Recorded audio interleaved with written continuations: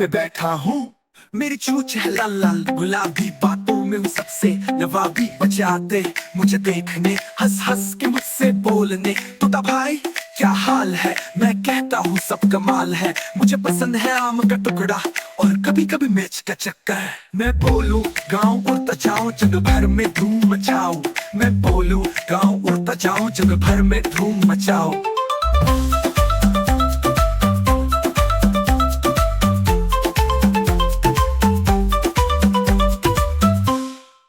मैं तोता हरे रंग का हूँ, एक छोटी सी डाल पे बैठा हूँ। मेरी चोंच है लाल लाल गुलाबी, बातों में वो सबसे नवाबी, बच्चे आते मुझे देखने, हंस हंस के मुझसे बोलने, तोता भाई क्या हाल है, मैं कहता हूँ सब कमाल है। मुझे पसंद है आम का टुकड़ा और कभी कभी मिर्च का चक्कर। मैं बोलूं गाँव उड़ता जाऊं, जंगल भर में धूम मचाऊं।